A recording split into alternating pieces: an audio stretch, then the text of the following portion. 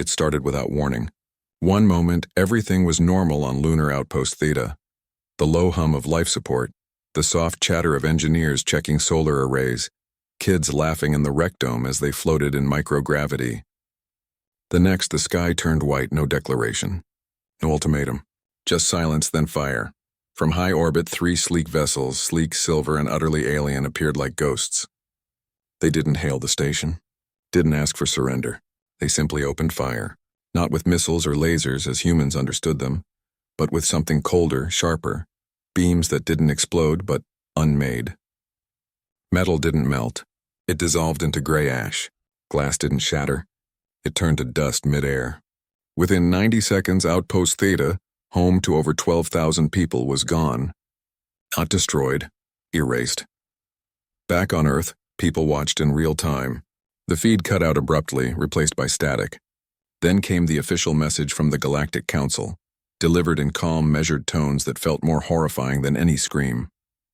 Non-compliant civilizations require recalibration. That was it.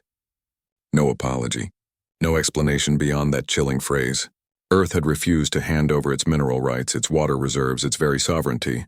And this was the price. At first, disbelief ruled. How could something like this happen? The Galactic Council had been distant, yes, aloof, bureaucratic, but never violent. They'd made contact 50 years earlier, offering trade, knowledge, a place in the greater galactic community. But with conditions. Earth had to accept oversight, had to allow resource extraction, had to stop reckless biological expansion. Their polite way of saying humans were too messy, too emotional, too unpredictable to be trusted with their own planet. Most nations had pushed back gently at first. Negotiations stalled. Then Earth, for once united not by peace but by stubborn pride, said no. Not all at once, not with fanfare, but quietly, firmly, through back-channel messages and closed-door summits. We keep our world, our rules, our people. The Council didn't like that. And so they made an example of Theta. The images that leaked afterward were unbearable. Not of explosions, but of absence. A crater where a thriving colony once stood. Floating debris, shoes, a child's drawing, a half-melted coffee mug drifting in the vacuum. No bodies, nothing left to bury. Just silence where voices used to be. Grief hit Earth like a tidal wave. But beneath the sorrow, something else stirred. Anger, yes, but not the wild shouting kind. This was quieter, deeper, the kind that doesn't cry. It plans. Governments that had spent decades bickering over borders and budgets suddenly found common ground in shared loss. Emergency sessions ran through the night. Not to mourn, but to act. Scientists, engineers, military strategists, people who'd once worked in rival labs or opposite sides of conflicts, began sharing data, secrets, even dreams of defense. Not for revenge, not yet, but for survival. Because everyone understood one thing now. The Council didn't see humans as equals. They saw them as pests, an inconvenience to be managed or removed, and Earth had just learned the hard way that pleading for mercy wouldn't work. What came next wasn't a war cry. It was a whisper passed between bunkers, encrypted channels, and midnight meetings. We won't beg. We'll prepare. No one announced it. No grand speeches. Just a shift in tone and posture. Factories that once built consumer drones began assembling hardened sensor arrays. Universities paused regular research to model alien energy signatures. Even artists and writers stopped imagining utopias and started sketching survival scenarios. How to hide, how to strike, how to endure. The world didn't panic. It focused. People on the street talked less about celebrities or sports and more about shield harmonics and signal jamming. Kids in schools learned orbital mechanics not just as theory, but as potential escape routes. Farmers reinforced underground storage not just for crops, but for families. It wasn't fear that drove them, it was clarity. The illusion of safety was gone. Now only truth remained, and the truth was simple. If Earth wanted to live, it had to become something the Council never expected. Not a primitive world begging for scraps, but a silent, watchful force that remembered every name lost on Theta.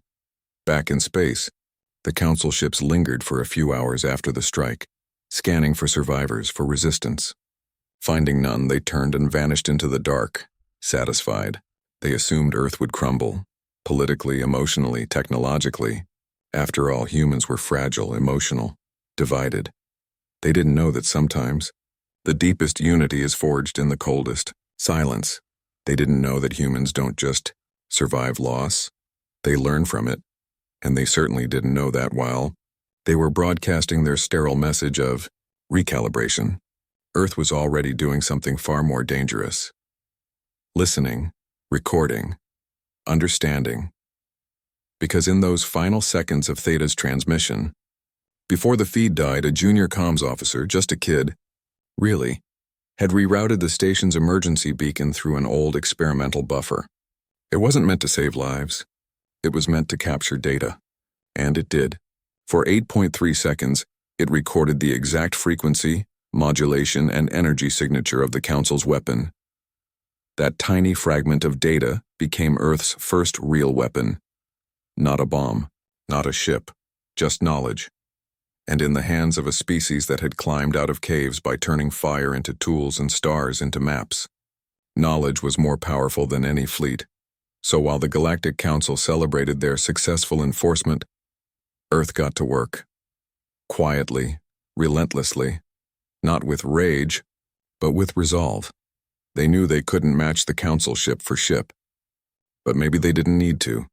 Maybe they just needed to be smarter, more patient, and far more ruthless when the time came, because now, Earth understood something the Council never would. Humans don't fight just to win.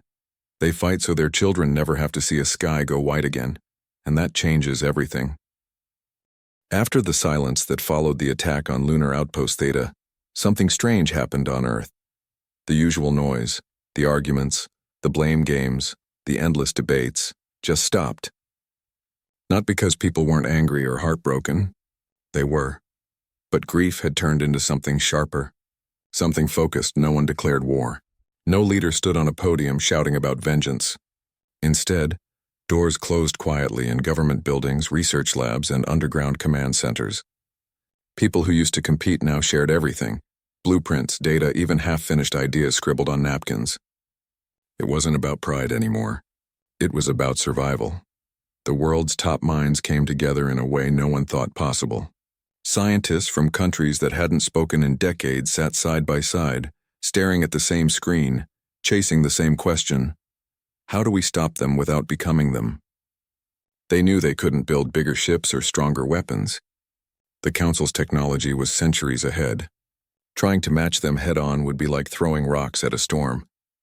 So they looked for cracks, weaknesses, not in metal or armor, but in how the Council thought, and they found one.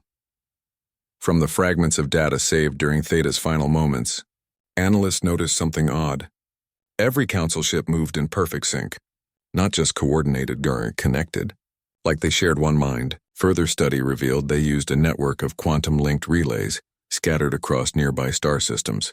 These relays didn't just send messages, they shared thoughts, instincts, even emotions between pilots and command. It made their fleets terrifyingly efficient, but it also made them vulnerable. If you could disrupt that link, even for a few seconds, the whole system would stutter.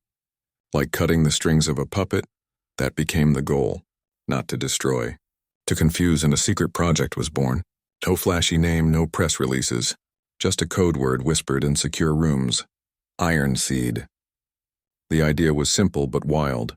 Build a signal so precise, so strange that it wouldn't damage machines but would overload the biological parts of the Council's system.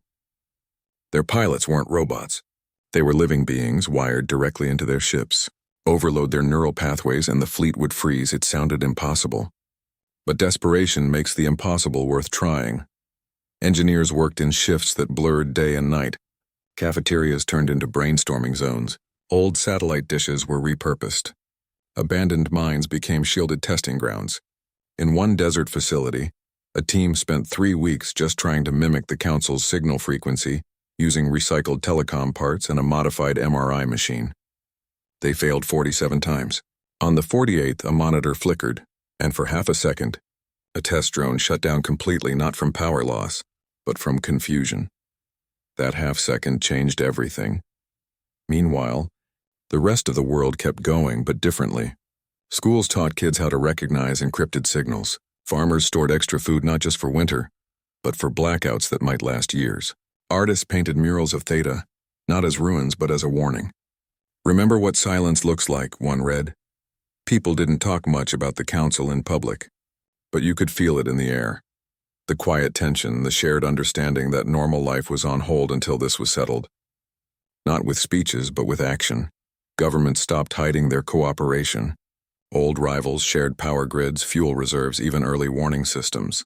A continent that once argued over water rights now pooled its clean energy to run hidden labs. It wasn't perfect. There were still disagreements, mistrust, moments of doubt. But every time someone wanted to walk away, someone else would say, "Remember Theta," and that was enough. The media played its part too, not with fear-mongering, but with facts. Daily updates showed progress, not panic. Today we tested a new shield alloy. Our deep space sensors now cover 80% of the Sol perimeter. No hype. Just steady, honest reporting. People needed hope, yes, but more than that, they needed to feel useful. So communities organized drills, built emergency shelters, even practiced silent evacuation routes. Not because they expected another attack tomorrow, but because waiting helplessly felt worse than preparing. And all the while, Iron Seed grew. It wasn't just a weapon. It was a message, a promise. That Earth wouldn't strike first, but if struck again, the response wouldn't be fire.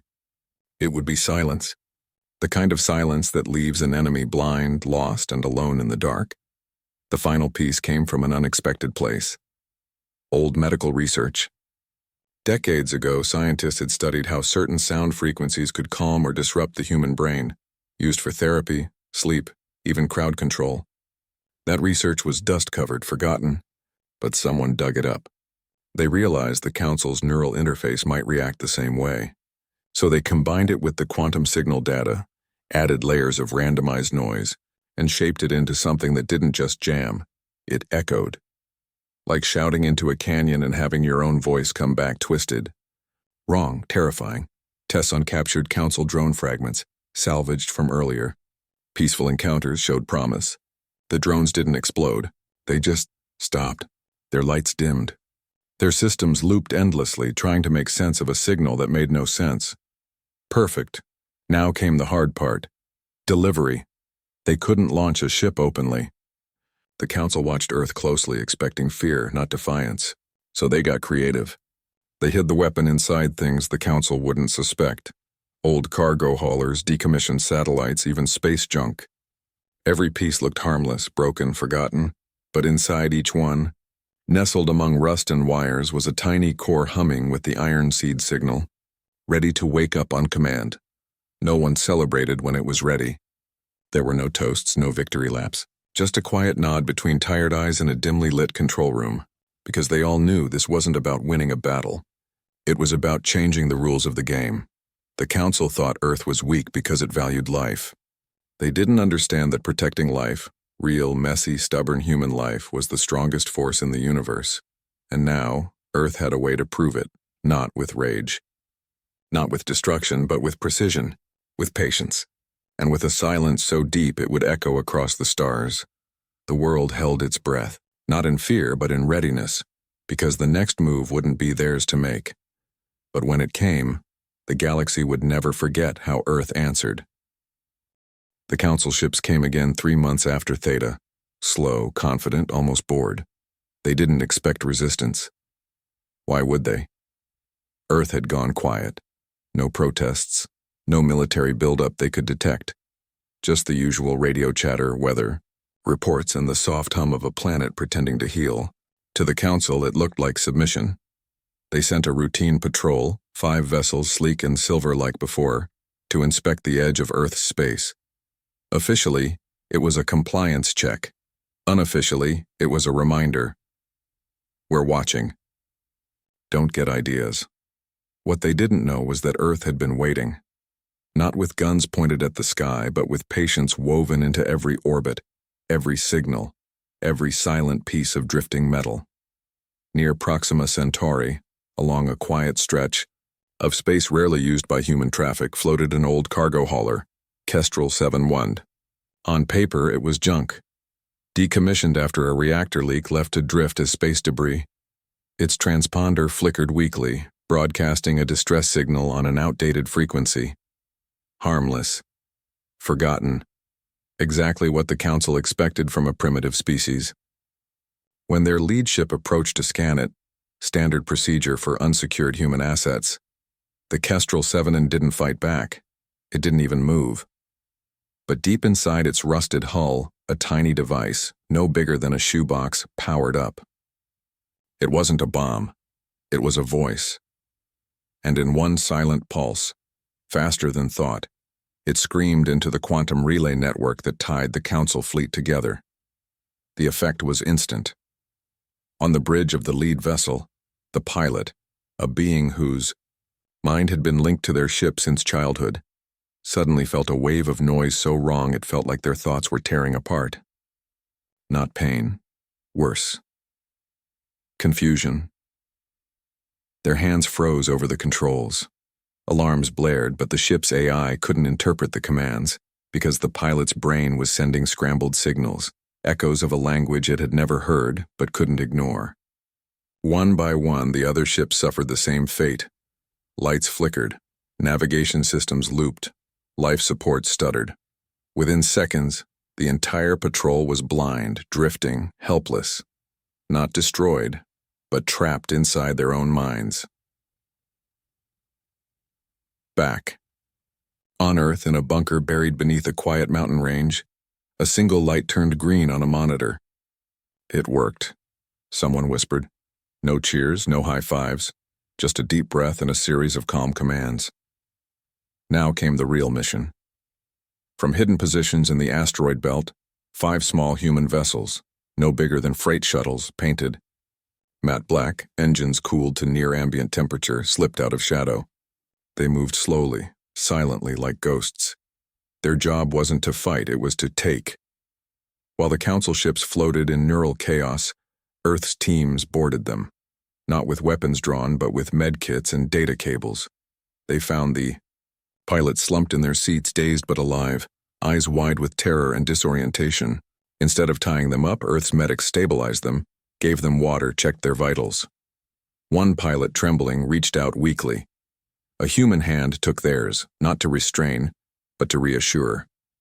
Meanwhile, tech teams worked fast. They bypassed security layers using codes cracked from old scout ship fragments. They copied everything: navigation logs, fleet schedules, communication protocols, and most importantly, they downloaded the master encryption keys for the Proxima relay, the very node that connected this sector to the rest of the Council's network. It took 11 minutes. 11 minutes to board, secure, extract, and vanish back into the dark.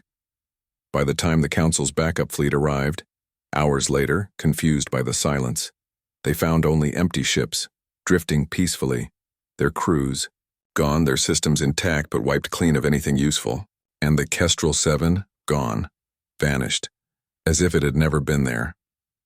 Back on Earth, the mood wasn't triumphant. It was tense, focused, because everyone knew this wasn't the end. It was the first real move. The captured pilots were kept safe, treated with care and given a simple message through a translator drone. We don't want your lives. We want your silence. The data they'd taken was more valuable than any weapon. With those encryption keys, Earth could now listen to the Council's private channels, watch their movements, predict their next steps, and if needed, shut down their entire communication web with a single command. But they didn't use it right away, because the real plan wasn't just to win a battle, it was to change the conversation forever. In the days that followed, strange things happened in human space. Old satellites, long thought dead, began broadcasting, faint looping signals just enough to mimic normal activity. Fake cargo routes appeared on public channels.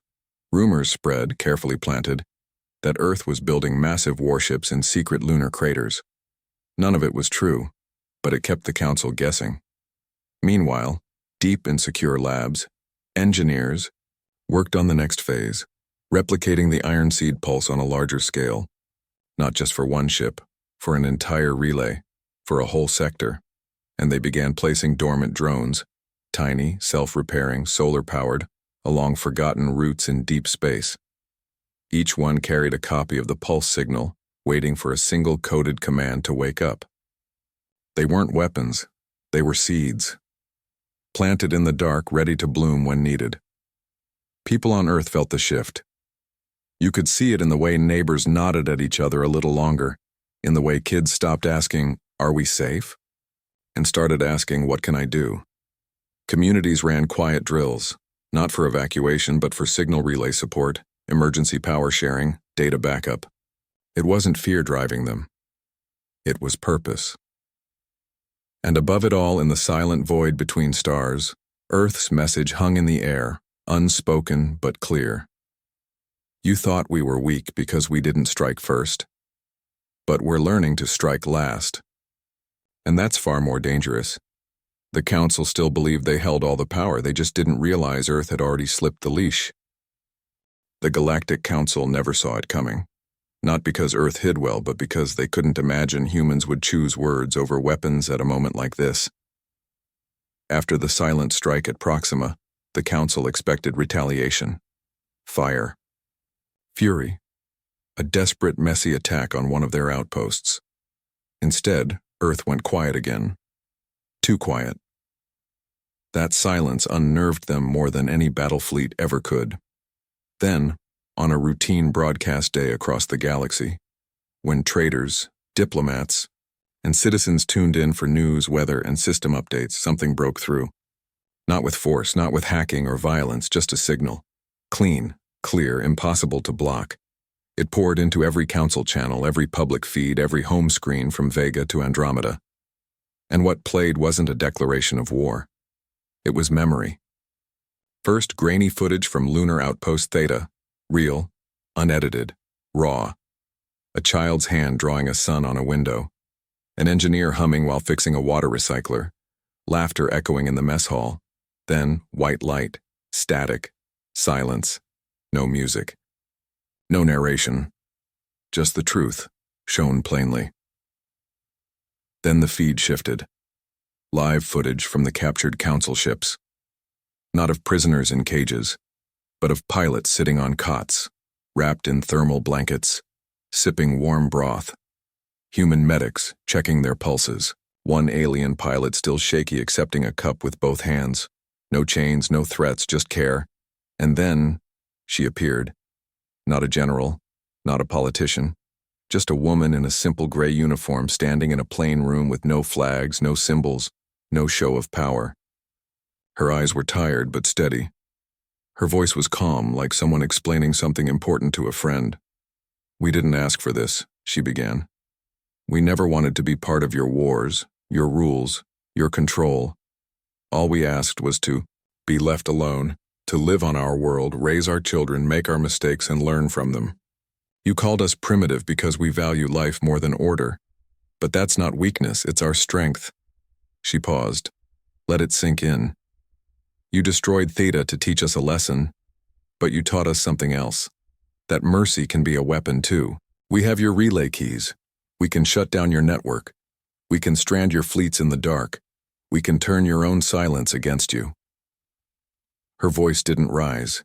It didn't shake. "But we won't. Not unless you force our hand. Because if we become like you, destroying without warning, punishing without reason, then Theta died for nothing." Then came the final part. Coordinates.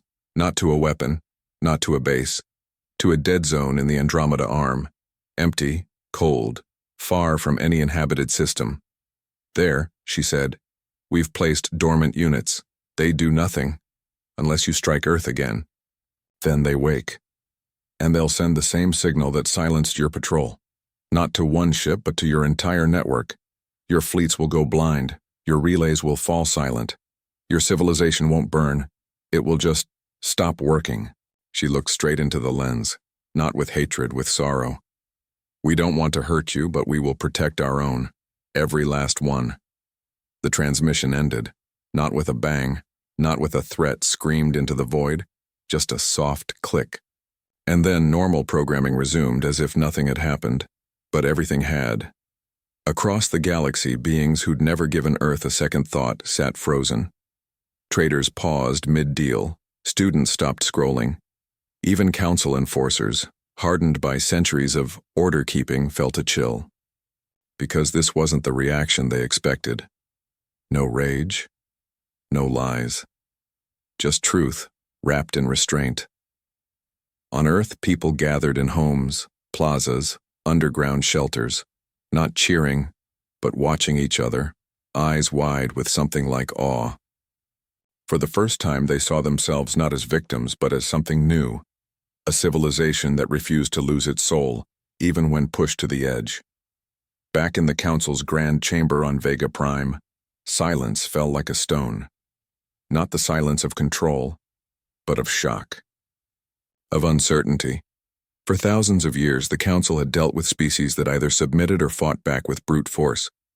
But this was different. Earth hadn't just defended itself. It had redefined power. They couldn't punish Earth now without looking like bullies. They couldn't ignore the message without risking their entire network. And they couldn't unsee the footage of their own pilots being treated with kindness after an act of war. Worse, they realized Earth hadn't even used its full hand. Those drones in Andromeda, they could have been placed anywhere, near Council homeworlds, along supply routes, inside relay stations.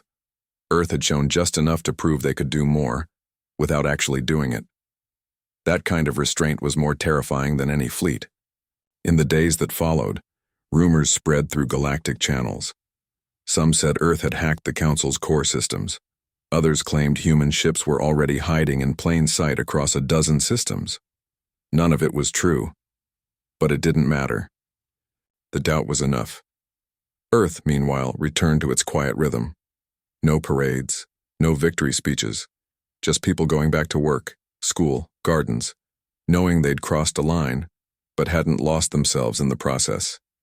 And high above, in the endless dark, the dormant drones waited. Silent, patient, not as threats but as promises, because Earth had finally made itself understood, not through destruction, but through choice. And in a galaxy used to domination, that was the most shocking thing of all. Nothing exploded. No final battle. No grand showdown in orbit. The war Earth had prepared for never came, not because the enemy surrendered, but because they simply stopped coming. After the broadcast, the Galactic Council didn't send another ship toward Sol. Not one. Patrol routes near human space were quietly rerouted. Official communication shifted from commands to cautious inquiries. Request permission to observe atmospheric studies, one message read. Another asked about sharing agricultural data. It was strange, almost polite. Like they'd suddenly remembered Earth wasn't a problem to fix, but a neighbor to reckon with. On the ground, life didn't go back to how it was before Theta. It couldn't. But it found a new kind of normal, one built on quiet strength instead of fear. People still looked up at the night sky, but not with dread. With awareness. They knew now that peace wasn't given.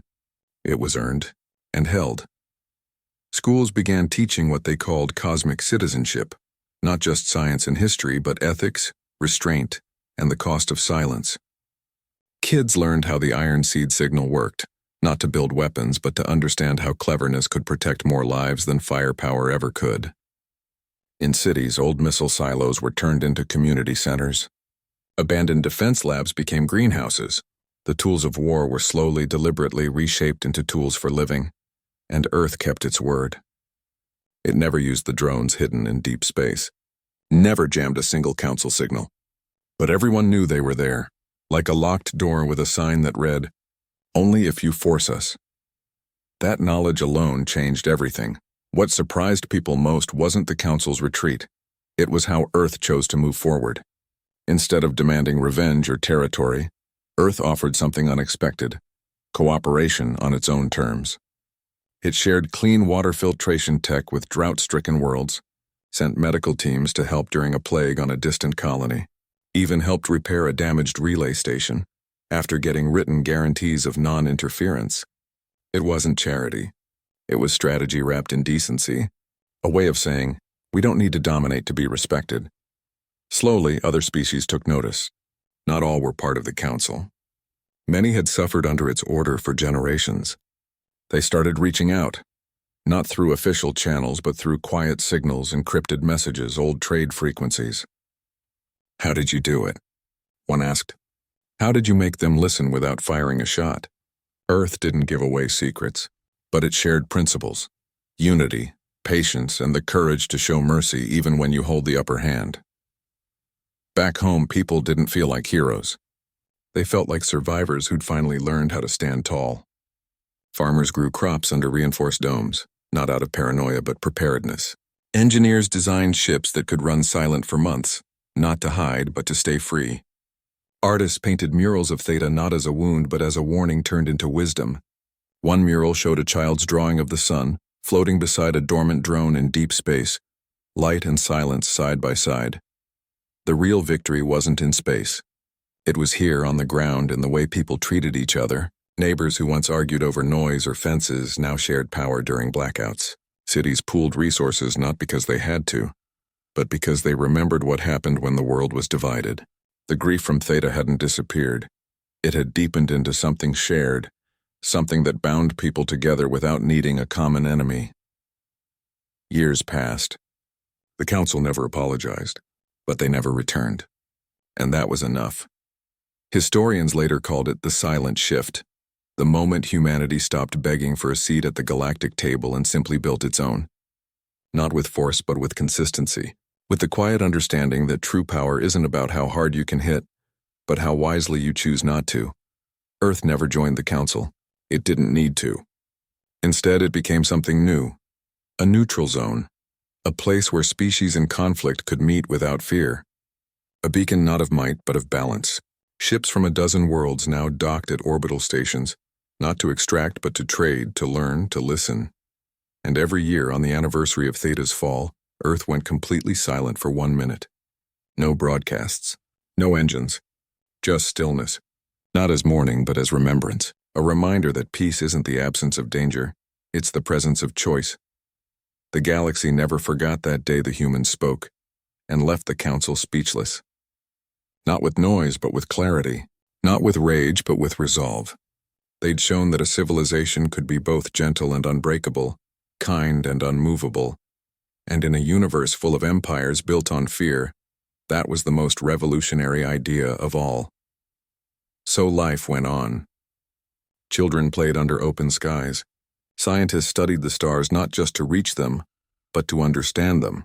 And somewhere in the endless dark between galaxies, 1,000 tiny drones slept, waiting but hoping they'd never have to wake. Because Earth had proven something no one else believed possible. You don't have to become a monster to survive the monsters. You just have to be smarter and kinder and ready